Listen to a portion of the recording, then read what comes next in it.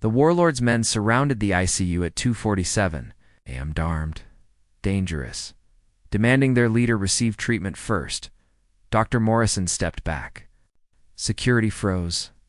The hospital administrator dialed 911 with shaking hands, but Nurse Sarah Chen didn't move. She stood between the gunman and her. Patient, a 7-year-old girl fighting for her life. Her voice was calm. Her hands were steady, and the small silver badge hidden beneath. Her scrubs grew warm against her skin. What the Warlord's men didn't know was that stepping aside was never an option for someone like her. The fluorescent lights hummed overhead. The smell of antiseptic burned sharp in Sarah's nostrils. She'd been checking the little girl's vitals when she heard the commotion downstairs. Raised voices, the crash of glass, then boots, heavy, military dash grade. Now they were here. 6 men, black tactical gear, weapons visible but not yet raised. Their leader, a scarred man with cold eyes, stepped forward. "Our commander needs a surgeon now." Dr. Morrison, the head of surgery, held up his hands. "We'll help. Just please. No one needs to get hurt." The scarred man's eyes swept the ICU. They landed on bed 3.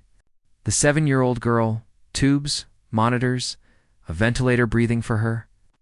"That bed," he said. Sarah's jaw tightened. No, the room went silent. Dr. Morrison turned pale. "Nurse Chen, please, this patient is critical," Sarah said. Her voice was steady, professional. "Moving her will kill her." The scarred man took a step closer. "Then disconnect her." Sarah didn't flinch. She'd faced worse than this. Much worse. In places these men couldn't imagine. "There are other beds," she said. "Take bed 7. It's equipped for surgery." The man's hand moved to his weapon, but Sarah's eyes didn't follow it. She held his gaze, calm, unflinching. Something flickered in his expression. Confusion, maybe respect. "You're either very brave," he said slowly, "or very stupid." "Neither," Sarah replied. "I'm a nurse, and this is my patient." Before you find out what happens next, make sure you're subscribed to Silent Badge Stories, because this nurse's secret is something you won't want to miss. The scarred man studied her for a long moment, then he nodded to his team. Bed 7. Attention broke. The men moved. Dr. Morrison exhaled in relief. Security started clearing the hallway. The administrator spoke in hushed, frantic tones to the police dispatcher, but Sarah remained still. Her heart rate hadn't changed. Her hands hadn't trembled. She returned to the little girl's bedside and adjusted the foredrip. Across the room, one of the gunmen watched her. Really watched her. She moved like someone trained. Someone who'd seen combat. Someone who belonged in a war zone. It's not a pediatric ward. He'd been a soldier for 15 years, and he recognized another soldier when he saw one. Downstairs, 3 black SUVs pulled up to the emergency entrance. Men in dark suits stepped out. Federal agents. Moving fast, one of them carried a sealed red folder. On the cover, a single name, Chen. S. And a classification level that made the local police captain's blood run cold. Inside the ICU, Sarah checked her patient one more time. The little girl's breathing was steady. For now, that was all that mattered. But the night was far from over. Asterisk. The surgery on bed 7 took 40 minutes. Dr. Morrison worked fast. His hands shook slightly. But he was good at his job. The Warlord, a man named Konstantin Volkov, survived. But he wasn't going anywhere. Outside, police had surrounded the building. SWAT teams positioned on rooftops. Helicopters circled overhead, searchlights cutting through the darkness, and the men in black suits had taken over the hospital. Administrator's office, Sarah stood at the nurse's station. Updating patient charts, her face showed nothing. But beneath her scrubs, her phone buzzed. Once, twice. She didn't reach for it. The scarred man, Volkov's second in command, approached her. His name was Dmitri. "You're different," he said in accented English. Sarah didn't look up. "I'm busy." "No," He leaned against the counter. You move like Spetsnaz. Russian Special Forces. But you're American. She met his eyes.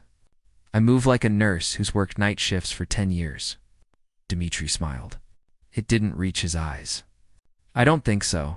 Before Sarah could respond, the elevator doors opened. The federal agent stepped out. 3 men. 2 women. All armed.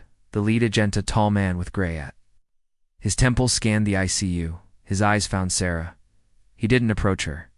Not yet. Instead, he walked to Dmitri. Your men need to surrender now. Dmitri laughed. We have hostages. We have your hospital. You have nothing. The agent's jaw tightened. You have 5 minutes? Or what? Or we come in. Dmitri pulled his weapon. Aimed it at the nearest patient. An elderly man in bed for the ICU erupted. Nurses screamed. Dr. Morrison shouted. Security backed away. But Sarah moved fast. She crossed the distance in 3 steps. Her hand struck Dmitri's wrist, precise, controlled. The weapon clattered to the floor. Before he could react, she had him pinned against the wall. His arm twisted behind his back, her knee against his spine, professional, clinical, effortless. The entire room froze. Dmitri struggled. Sarah applied pressure. He stopped. Don't, she said quietly. Threaten my patients. Out. Dr. Morrison stared. The federal agent stared. One of Volkov's men raised his weapon at Sarah. The lead agent shouted, Stand down! But Sarah didn't need help. She released Dmitri, stepped back, raised her hands. I'm unarmed, she said calmly. I'm a nurse. He aimed a weapon at my patient. I responded. Dmitri rubbed his wrist, eyes wide. Who the hell are you? Sarah didn't answer. The lead agent spoke into his radio. We need the director. Now, within minutes, the hospital's west wing was locked down. No one in, no one out. The federal agents secured. Volkov's men. Carefully. Professionally. But they didn't touch Sarah. They kept their distance. Dr. Morrison pulled her aside. What just happened? I protected a patient, Sarah said. You disarmed a trained killer in 2 seconds. Sarah adjusted her ponytail. Adrenaline. That wasn't adrenaline. Dr. Morrison's voice dropped. Who are you? Sarah looked at him. Her eyes were kind. But behind them, something else flickered. Something cold. Something sharp. I'm exactly who I've always been, she said. A nurse. Upstairs in the administrator's office, the lead agent opened the red folder. Inside were classified documents. Mission reports, COMMENDATI, ends, and a photograph of Sarah. Chen, in uniform. But it wasn't a nurse's uniform. The rank on her collar made. The agent's hands tremble. He picked up his phone. Sir? He said quietly. We have a situation. You need to get here. Immediately. Asterisk, the ICU remained on lockdown. SWAT teams held positions. Federal agents questioned Volkov's men one by one, and Sarah returned to her rounds. She checked the little girl's oxygen levels, adjusted blankets, spoke softly to the frightened elderly man in bed as if nothing had happened. Dr. Morrison watched her from across the room. His mind raced. 5 years. He'd worked alongside Sarah Chen for 5 years. She was quiet, competent, never late, never flustered. But what he'd just witnessed, that wasn't normal. The lead agent approached him. Dr. Morrison, I need you to keep your staff calm. Who is she? Morrison demanded. That's classified. She just disarmed a man with military training. In my ICU, I have a right to know. The agent's expression hardened. No, you don't. Morrison opened his mouth to argue. Then the elevator doors opened again, and everything changed. A woman stepped out, mid-50s, tailored suit, an air of absolute authority. The federal agents immediately straightened. Director Hayes, the lead agent said. Director Hayes of the FBI. Morrison had seen her on the news. Testifying before Congress, leading high-profile investigations. She scanned the ICU. Her eyes found Sarah, and she walked straight to her. Sarah looked up from her patient chart for the first time that night. Her composure cracked. Just slightly. "Ma'am," Sarah said quietly. Director Hayes studied her. "Nurse Chen? Or should I use your proper title?" Sarah's jaw tightened. "I'm off duty. Officially. Officially. You've been off duty for 3 years." Hayes glanced at the little girl in bed 3. "But old habits die hard, don't they?" Sarah said nothing. Hayes turned to the federal agents. "Clear the floor. Medical staff only. I need to speak with Nurse Chen. Privately." The agents moved quickly. Within minutes, the ICU was empty, except for Hayes, Sarah, and the unconscious patients. Hayes crossed her arms. "You broke cover. I protected a patient. You exposed yourself to a known terrorist organization." Sarah met her eyes. A 7-year-old girl was about to be disconnected from life support. "What would you have done?" Hayes exhaled slowly. "The same thing, which is why I'm here instead of someone else." She pulled out a tablet. Tapped the screen. Surveillance footage played. Sarah disarming Dmitri. The precision. The speed. "This is already circulating in certain circles," Hayes said. "Volkov's organization has connections everywhere. They'll start asking questions. Let them ask. They'll dig into your background. There's nothing to find. You made sure of that." Hayes nodded. 3 years ago, you disappeared. Officially retired, new identity, new life." Sarah's voice was quiet. "I wanted to save lives, not take them. You have? You're an excellent nurse, but..." Hayes hesitated. "Volkov isn't the real problem. He's a pawn. We've been tracking his organization for months. They're planning something big, something that could cost thousands of lives." Sarah's expression didn't change. "I'm not coming back. I'm not asking you to." Hayes swiped to another file. "But I am asking you to consult. Unofficially. Help us understand their tactics. Their training. You know how they think. I know how I used to think. Exactly." Sarah looked at the little girl in bed 3. The ventilator hissed softly. The heart monitor beeped steadily. This was why she'd left. To protect innocence. To heal. Not to return to the shadows. "I'll think about it," she said finally. Hayes nodded. "That's all I ask." She turned to leave, then paused. "Sarah, what you did tonight? It was the right thing. Don't doubt that." After Hayes left, Sarah stood alone in the quiet ICU. The fluorescent lights hummed. The antiseptic smell lingered. And beneath her scrubs, the silver badge felt heavier than ever. Downstairs, Dmitri sat in a secured interrogation room. His wrist still ached.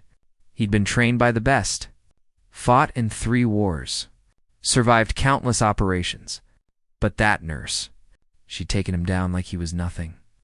He closed his eyes and replayed the moment.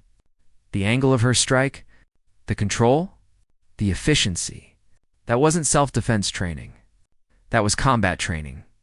Elite combat training. He opened his eyes, and for the first time in years, Dmitri felt afraid. Because whoever Sarah Chen really was, she was far more dangerous than anyone realized. 3 hours later, the hospital remained under siege. Police negotiators worked the phones. SWAT teams rotated shifts, and Sarah continued her rounds. The little girl in bed 3 was stable. Her parents had been evacuated earlier. They were safe. That was something Dr. Morrison approached Sarah at the nurse's station. "They're saying we might be here all night. We've dealt with worse," Sarah said, reviewing medication charts. Morrison hesitated. "Can I ask you something?" Sarah looked up. "Where did you learn to do that?" "What you did to that man. Self-defense classes. Every nurse should take them." "That wasn't a self-defense class move." Sarah's phone buzzed. She glanced at it. A text from an unknown number. "Loading, Doc." Now she deleted it. "Dr. Morrison, I need you to cover my patients for 10 minutes. Where are you going?" "Break room." "I need coffee." She walked away before he could respond, but she didn't go to the break room. She took the service elevator to the basement, moved through the laundry room, exited through a side door. The loading dock was dark, empty.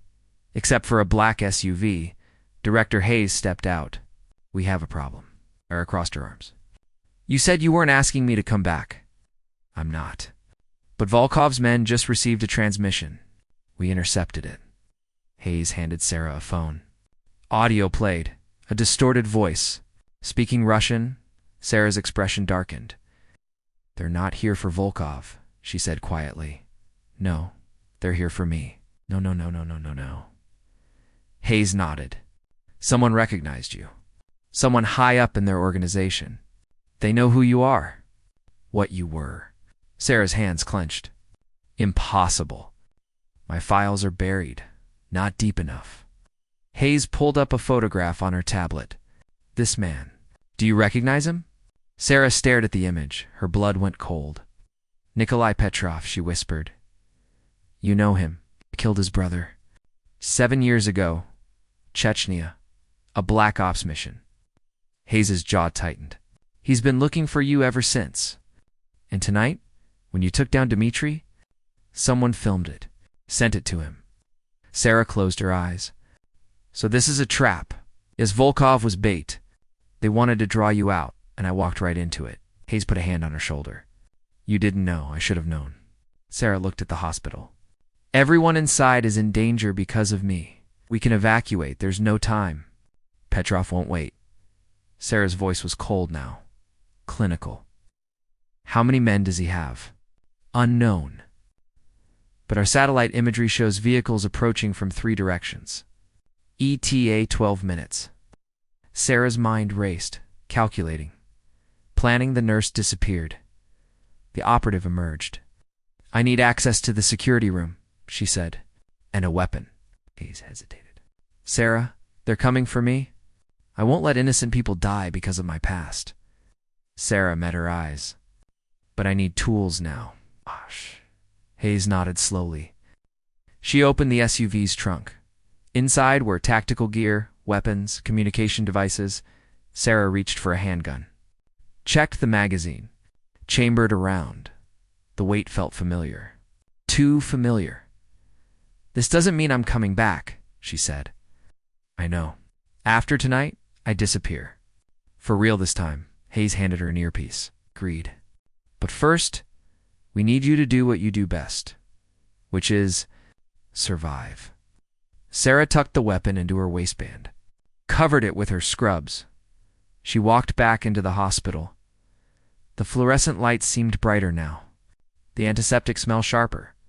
Everything looked the same, but everything had changed in the ICU. Dr. Morrison was checking on the little girl when Sarah returned. "You were gone for 20 minutes, he said. "Long line at the coffee machine. You don't have coffee?" Sarah smiled. It didn't reach her eyes. They were out. She moved to the nurse's station, pulled up the security camera feeds on the computer, 3 vehicles approaching. Just like Hayes said, 11 minutes now. Sarah's earpiece crackled. Hayes's voice. "All personnel are being moved to the East Wing. You should evacuate with them." "Negative. I'm staying with my patients." "Sarah, these people can't be moved." "Not safely. I won't abandon them." Hayes was silent for a moment. Then understood. "We'll support you from outside." "But Sarah, Petrov is not Dmitri. He won't underestimate you." "Good," Sarah said quietly. "Neither will I." She ended the transmission. Dr. Morrison was watching her. "What's happening?" Sarah met his eyes. "I need you to leave. Now, take any mobile patients. Use the east stairwell. I'm not leaving my post." "This isn't a request, doctor." "In 10 minutes, very bad people are coming through those doors. And they're not coming for medical treatment." Morrison's face went pale. "Then we call the police. The police are already here. They won't be enough." "Then what do we do?" Sarah checked her weapon one more time. Hidden beneath her scrubs. "You evacuate. I stay alone." Sarah looked at the little girl in bed 3. The elderly man in bed for the other patients who couldn't be moved. "I'm not alone," she said. I have them. And for the first time in 3 years, Sarah Chen allowed herself to remember exactly who she used to be. The clock ticked down. 9 minutes. Asterisk. 6 minutes. The ICU was nearly empty. Now Dr. Morrison had evacuated with the mobile patients. Reluctantly, only Sarah remained. And for patients too critical to move, the little girl, the elderly man, a woman recovering from a stroke, a teenager with severe burns. Sarah moved between them, checking vitals, adjusting IVs. Her hands were steady, but her mind was in combat mode. She'd already memorized the room. Every exit, every piece of equipment that could be used as a weapon, every blind spot in the security cameras. 3 minutes. Her earpiece crackled. Sarah, they're in the parking garage. Copy. She dimmed the ICU lights, just enough to create shadows. Then she waited. The elevator doors opened. 4 men stepped out, armed. Professional Nikolai Petrov walked in last. Tall gray hair, cold eyes that had seen too much death. He scanned the darkened ICU. Nurse Chen, I know you're here. Sarah stepped out from behind the nurse's station. Hands visible, empty, Mr. Petrov. He smiled. You remember me?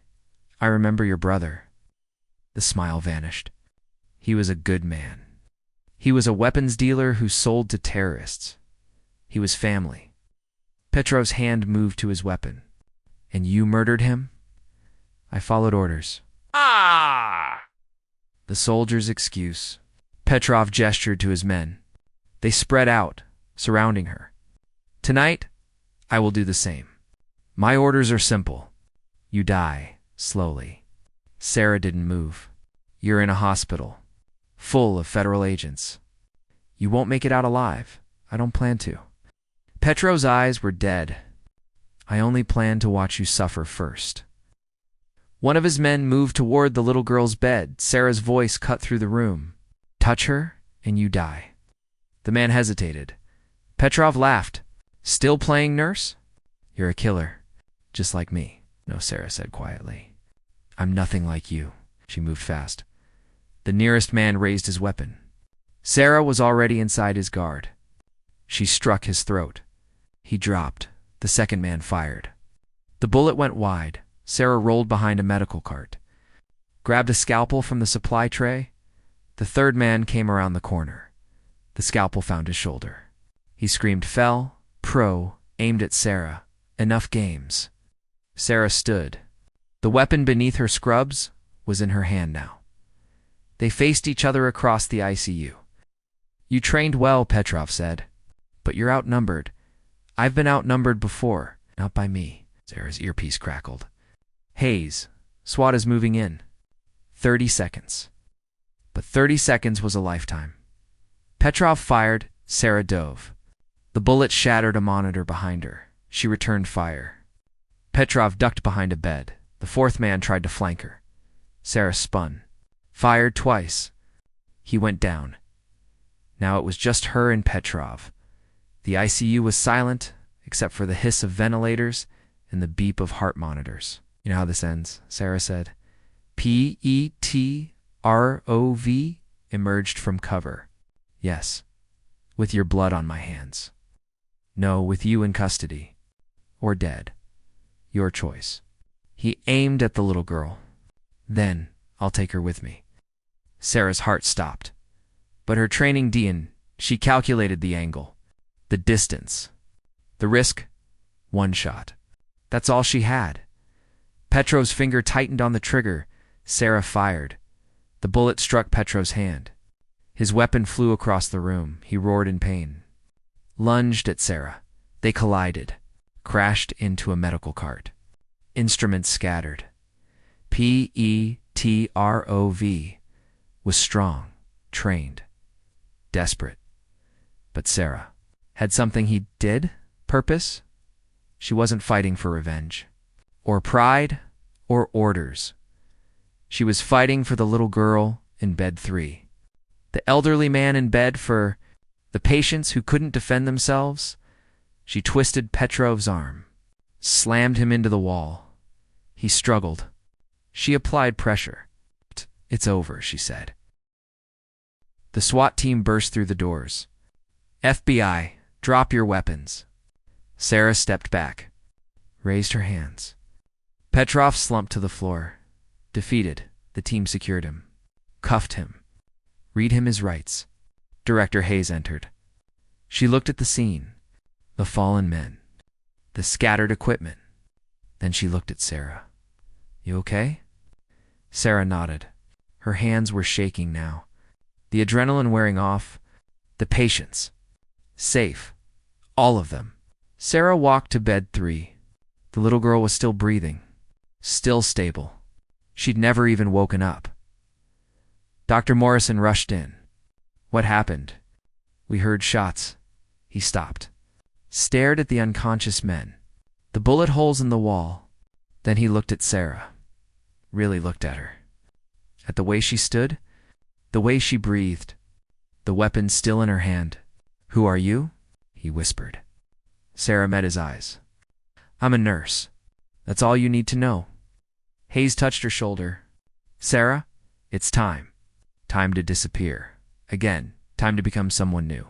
But before Sarah could respond, the elevator doors opened one more time, and everything she thought she knew about tonight.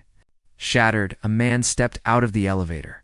4 stars gleamed on his uniform.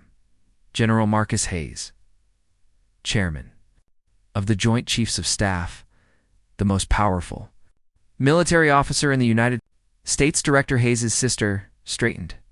Immediately, Dr. Morrison's mouth fell open. The SWAT team snapped to attention, and General Hayes walked directly to Sarah Chen. His face was unreadable. Sarah stood frozen. The general stopped 3 feet from her. His eyes scanned the ICU, the unconscious men, the bullet damage, the patients sleeping peacefully. Through it all, then he did something no one expected. He saluted, sharp, precise, military. "Perfect, Colonel," he said. The word hung in the air like thunder. Dr. Morrison's legs nearly gave out. "Colonel." Sarah's jaw tightened. She didn't return the salute. "I'm retired, sir." "Retirement doesn't erase rank or service." The general lowered his hand. "Especially not for someone like you."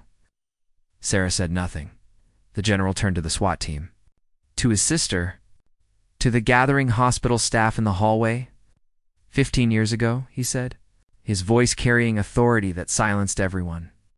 A young officer volunteered for the most dangerous mission this country has ever authorized. Deep cover. Behind enemy lines, no support. No extraction plan. He looked at Sarah. Dismantling terror cells, saving thousands of lives, bleeding for a country that could never acknowledge her sacrifice. Dr. Morrison's hands trembled. 7 years? When she finally came home, the general continued. She was offered medals, promotions, a place of honor. Sarah's voice was quiet. "I didn't want medals. No. You wanted to heal." The general's expression softened slightly. "So we gave you a new life, a new identity, a chance to be normal. I am normal." Colonel Sarah Chen, recipient of 2 Purple Hearts, the Distinguished Service Cross, and the Presidential Medal of Freedom. The general paused. "You are many things. Normal isn't one of them." I see you was silent. Even the machines seemed to hold their breath. Dr. Morrison looked at Sarah, at the woman he'd worked beside for 5 years, the woman who always took the night shifts, who never complained, who treated every patient like family. "Why nursing?" he asked. Sarah's eyes found the little girl in bed 3. "'Cause every life I save now," she said softly, "is one I choose. Not one I'm ordered to protect. Not one I'm forced to prioritize." She looked at Dr. Morrison. "I've taken lives, more than you can imagine, and I'll carry that weight forever." Her voice cracked slightly. "But here, in this ICU, I get to give life back," the general nodded. "Which is why what happened tonight can never be made public. Your identity remains classified. Your past remains buried. He turned to the staff, to the agents, to everyone who'd witnessed the last few hours. What you saw here tonight was a nurse protecting her patients. Nothing more. Is that understood? Everyone nodded. The general looked at his sister. Make it official. Director Hayes pulled out her phone. Within minutes, reports would be filed. Evidence would be classified. Security footage would be restricted. Sarah Chen would disappear again. But this time, she could stay. The general approached Sarah one more time, lowered his voice. I know you don't want thanks, but you have mine anyway. He glanced at the patients. And theirs, even if they'll never know it. Sarah's eyes were wet. Permission to return to duty, sir. The general smiled. You never left duty, Colonel. You just found a different battlefield. He saluted again. This time Sarah returned it, sharp, precise. A soldier's salute. Then the general left. His sister followed. The SWAT team dispersed. And slowly, the hospital returned to normal. Dr. Morrison stood beside Sarah at the nurse's station. I don't know what to say, he admitted. Sarah picked up a patient chart. We have work to do. Morrison watched her for a long moment. Then he smiled. Yes, Colonel. Sarah's head snapped up. It's Sarah, just Sarah, right? Sorry. But Morrison's smile didn't fade. Just one question. What? If you're retired, why do you still carry that badge? Sarah's hand moved unconsciously to the silver badge beneath her scrubs. She pulled it out. It wasn't an ID badge. It was a challenge coin. On one side, the emblem of the U.S. Special Operations Command. On the other, a single word. Guardian. Because Sarah said quietly, some battles never end. We just choose different weapons. She tucked the coin away and returned to her patients. In bed 3, the little girl's eyes fluttered open. Just for a moment, she saw Sarah adjusting her fore, smiling down at her. You're safe, Sarah whispered. I promise. The girl smiled, then drifted back to sleep. Sarah checked the monitors one more time. Everything was stable. The sun was rising outside. Golden light streamed through the ICU windows. A new day, Dr. Morrison brought Sarah a cup of coffee. You know, I've been thinking about... We're lucky to have you here. Sarah sipped the coffee. It was terrible. Hospital coffee always was, but it was perfect anyway. I'm the lucky one, she said, because for the first time in years, Sarah Chen wasn't running from her past. She was choosing her. Future, one patient at a time, one life at a time, and the silent badge beneath. Her scrubs would always remind her of one simple truth. True strength isn't measured by the enemies you defeat. It's measured by the innocence you protect, even when no one's watching. Especially when no one's watching, the fluorescent lights hummed. Overhead, the smell of antiseptic filled the air, and Nurse Sarah Chun Colonel. Sarah Chun did what she did. Best, she saved lives, without fanfare, without recognition, without needing anything in return, because that's what guardians do. They stand between the innocent and the danger, and they refuse to step aside no matter who's watching, no matter what it costs. Always.